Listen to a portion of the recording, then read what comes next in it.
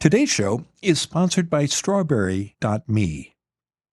Change is never easy, and figuring out what you want to do next in your career can be especially hard. A coach can make a big difference when you deal with a challenge like this. I've worked with several coaches in the past, and the experience has helped me grow both at home and at work.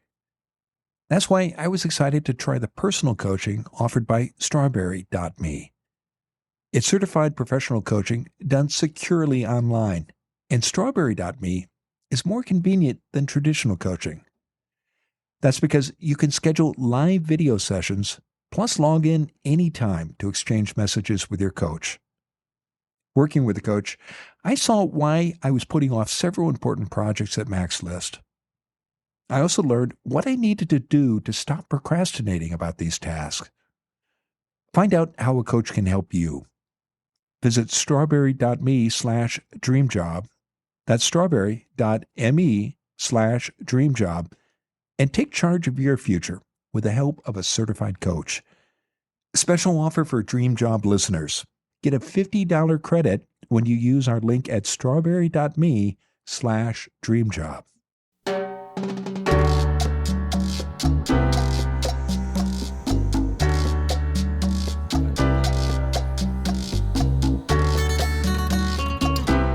This is Find Your Dream Job, the podcast that helps you get hired, have the career you want, and make a difference in life.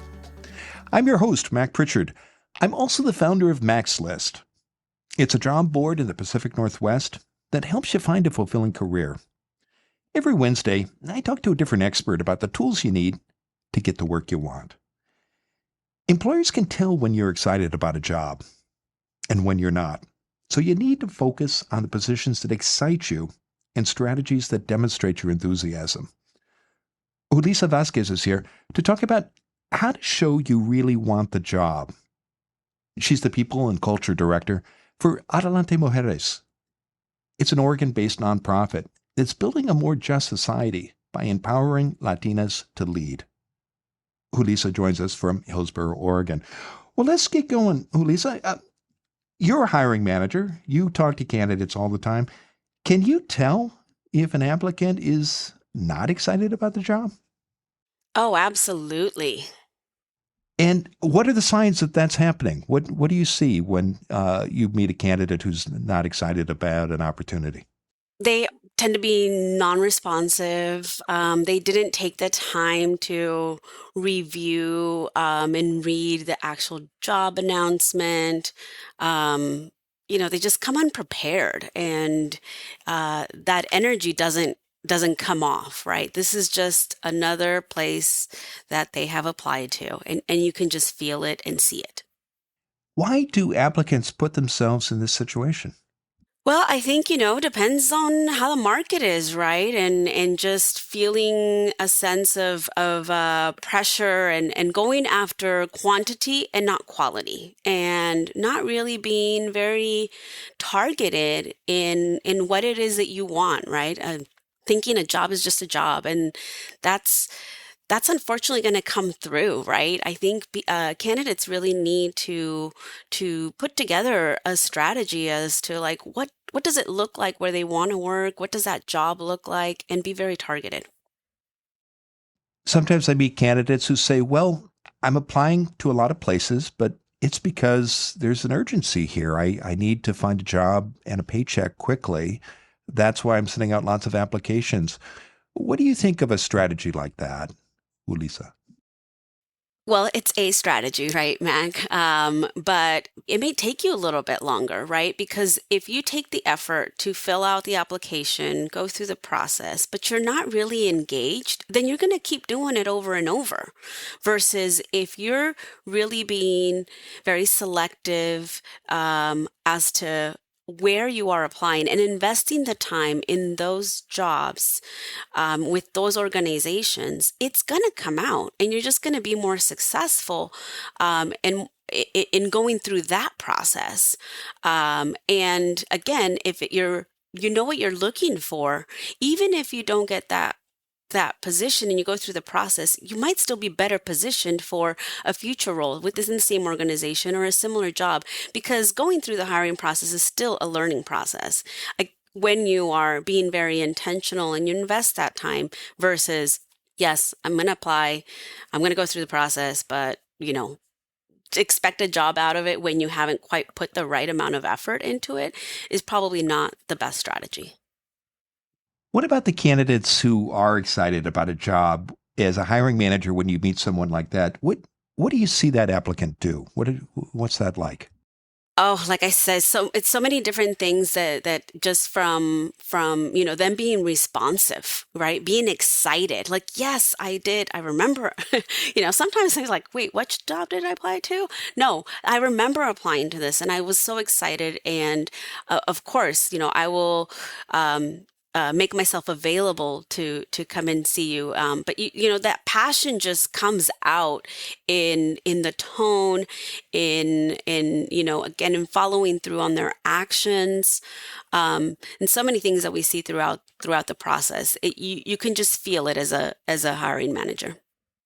Can you see it in the application too, both in the cover letter and the resume before you actually talk to someone? Oh, absolutely. I mean, even just a cover letter, right? I mean, I know this is a debatable topic of whether do you include a cover letter or not, but honestly, that's your opportunity to have a conversation with someone before you even have a real conversation, right? Including a cover letter is a must. That's someone who really took the effort to go above and beyond, and being able to really tie it to why I am the best person for this job. I've taken the time to really read what you've written out there. I've taken the time to learn about your organization, and here's why I would be a good fit using all of that, right? It isn't a cover letter with just talking about me, me, me, me. No, it's that match, that link between, right? Making sure that the resume is for the right job instead of a different job. I applied for this HR job, but yet it's a resume for finance. Like those kind of things, filling out all of the things in the application, all of the fields in there, it shows me that someone really did take the time to apply here. Well, let's talk about cover letters because that's one of your tips for showing that you really want a job. And you encourage people to write a unique cover letter for every position. How does this help you show excitement as a candidate? You touched on some points, but what makes a unique cover letter convey that enthusiasm? Well, it's very concise to the point as to, here I was excited when I saw this job because, and then detailing out those very specific reasons, right? That are again very unique to this job and to the organization. It's not something that you've just copied and pasted over to every job, because I know that sometimes, okay, we have a cover letter, but here's why I would be a great, financial analyst, for example, that could be at any organization. But no, this is why I want to be a financial analyst in your organization, right? Hitting on points of that you may know about the culture, hitting on points that you may know about, that industry, about that organization and their mission, and what they're working on. That's super important. How do you recommend candidates research those questions and find out about an organization's culture, mission, and where they stand in an industry? If you're doing the targeted job search, then you already have your eyes on certain organizations. They may or may not have a job posting. So way before that, you should be networking with anybody that you may know already in that organization as you have it in sight. So, put your targeted companies on a spreadsheet, and who do you know, or who do you know that knows somebody there, and then have those conversations. And if you don't do that ahead of time, that's fine. But when you see the posting and while you're going through and getting your cover letter and your application ready, then go and reach out and talk to those people. I think also research the website. There's so much that you can find out now online about company culture, about what it is to work, what is the company doing that you can use to to explain and talk about how that would be a fit with what your values are and what you're looking for. Well, I want to pause here, Julissa. Let's take a break. And when we come back, let's talk more about how you connect with people inside an organization. So stay with us. When we return, Julissa Vasquez will continue to share her advice on how to show you really want the job.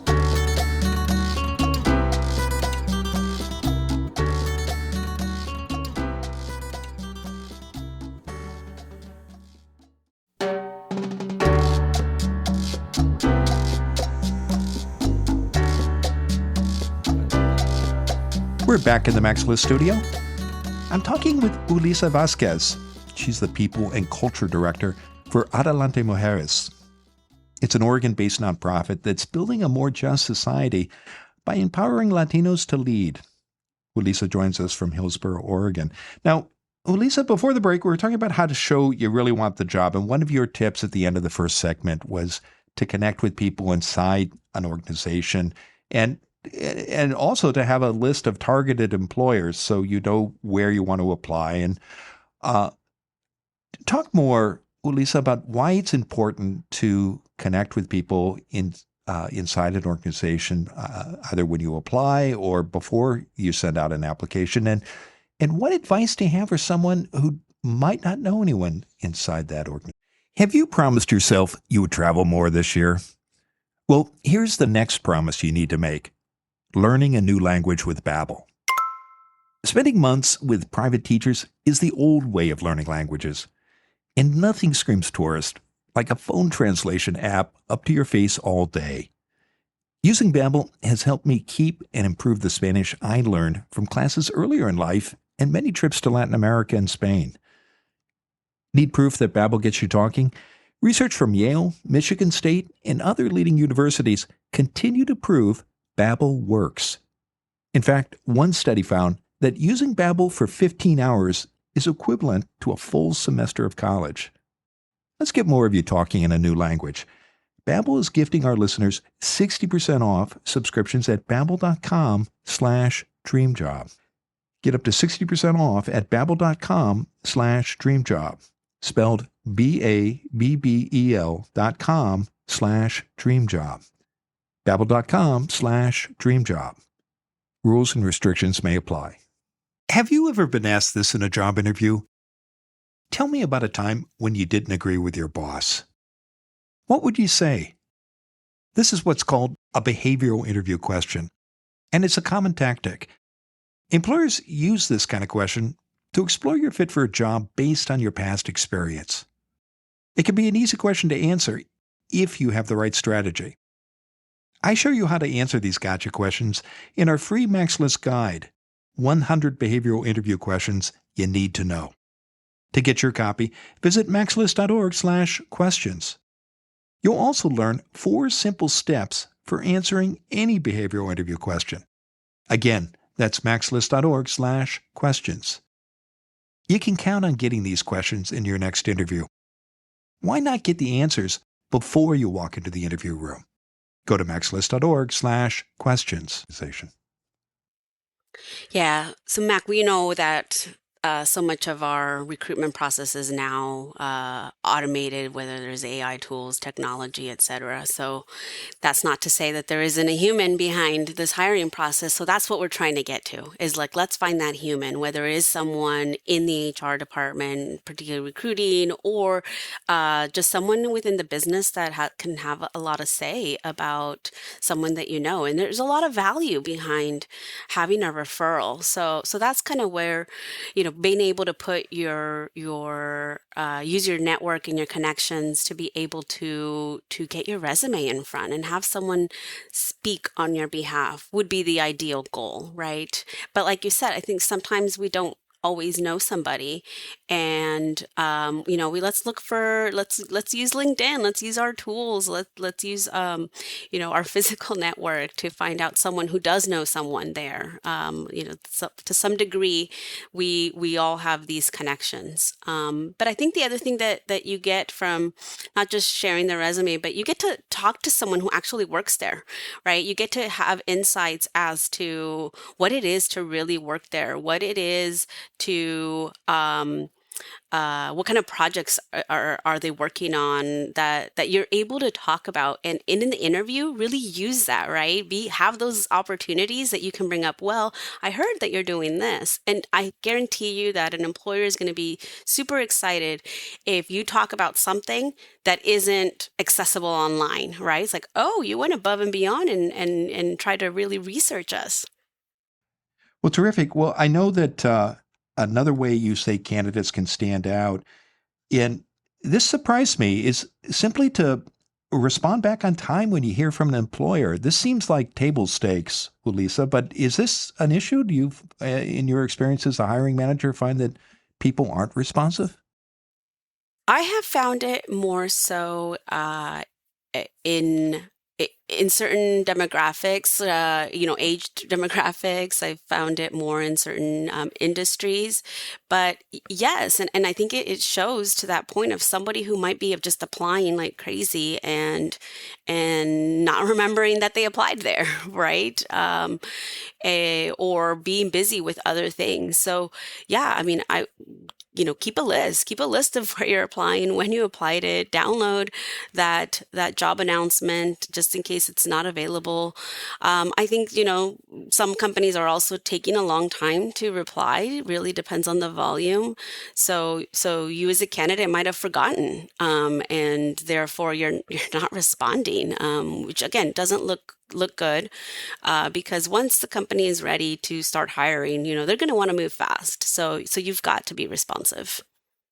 And what does responding on time mean to an employer like you? Is it getting back within the hour, the same day, the next day, a couple days? What makes a candidate stand out?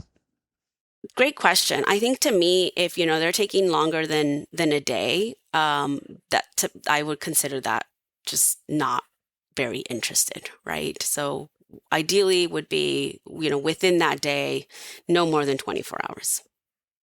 Here's another tip you have for showing that you really want the job, and that's to confirm interview details in advance with an employer when you're asked to come in and talk, either virtually or in person.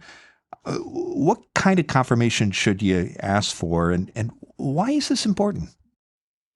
Well, it's first off, you want to show up on time, right? Whether it's virtual or in person, you want to be able that you're logging on ahead of time, that you have no tech issues if it's a virtual meeting, that it's the right platform. We have so many platforms now, and if it's an in-person one, is what's the parking situation like? How much time should I plan for that? Like, where is this is there a lot of traffic in this area at this time, so that I can plan accordingly?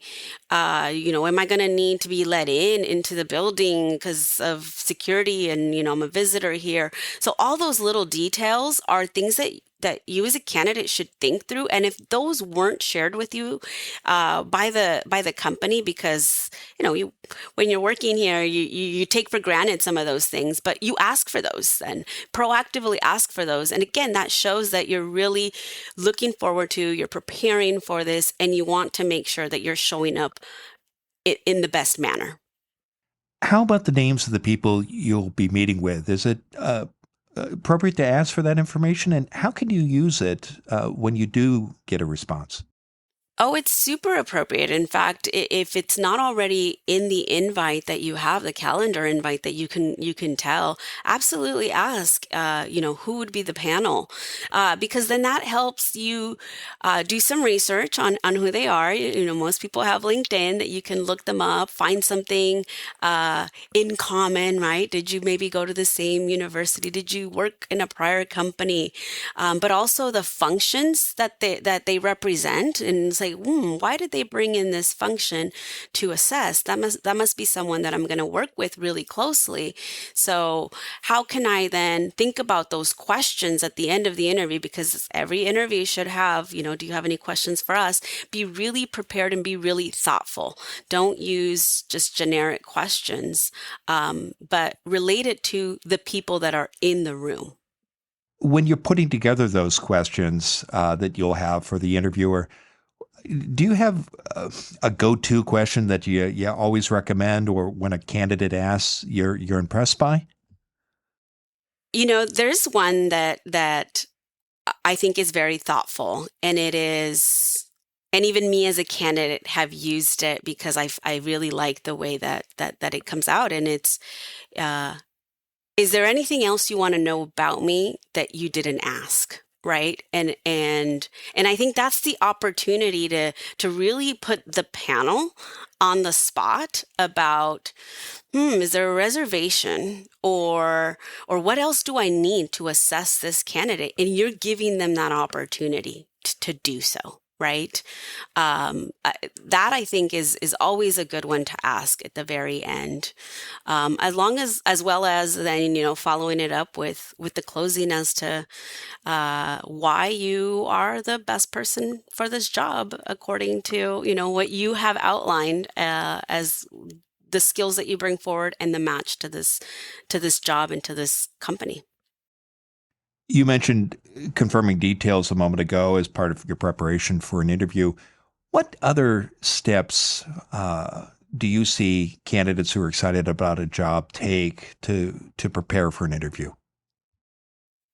Well, definitely, being very familiar with what the jobs are, or what the job is, what the required skills are, providing those insightful questions at the end, because you've got to treat this interview as a information sharing, right? So you have those questions that maybe you still want to learn a little bit more about, and coming in there. I think citing, using it within your, being very clear on the examples that relate to past experience that you have for those skills, but also, referencing things where you have researched, whether it was those connections and that you used to talk to people, or what you found online, really finding those opportunities to highlight that you've done your research, right? That you really want to be here. And of course, it's about feeling excited.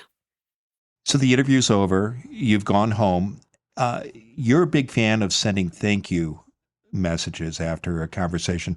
How do you recommend people do that? And how does that help you show that you're really excited about the job? Well, and it goes back to finding out who's on the panel, right? And getting that information ahead of time, which hopefully you have. And if not, you get it there in the panel. But you send individualized thank yous, right? That you were able to really connect with something that was said in that interview to the particular individual, or something that you've found on LinkedIn, right? That you can connect, and then really reiterating what you have mentioned about your particular skills, your particular experience. You want to be memorable, right? You want them to remember you in every aspect, as I've been mentioning, right? The person who wanted to confirm information beforehand, who, really knew what they were bringing forth in the interview and was very concise in their examples, and showed their passion and excitement, all the way to the closing. And I'm excited, as I mentioned, wanted to put it in writing here for you, and please let me know if there's anything else that I can share about me that will make your decision easier to decide. Well, it's been a great conversation, Julissa. Tell us what's next for you. Yeah, so, really supporting the mission of my organization, Adelante Mujeres, which means Women Rise Up in Spanish, as a culturally specific nonprofit that is attending to the needs of the Latina community in Oregon's Washington County. We continue to serve 17,000 people a year in the areas of education, entrepreneurship, leadership training, and health and wellness. So I'm excited about that. Terrific. Well, I know listeners can learn more about the work of your organization by visiting the Adelante Mujeres website. We'll be sure to include a link in the show notes. And that you also invite listeners to connect with you on LinkedIn. When you do reach out to Julissa, please, I hope you'll mention you heard her on Find Your Dream Job. Now, Julissa, given all the useful tips you've shared today, what's the one thing you want a listener to remember about how to show you really want the job? Make sure your passion just comes out, right? Be really, really excited, and have it really show throughout the entire process.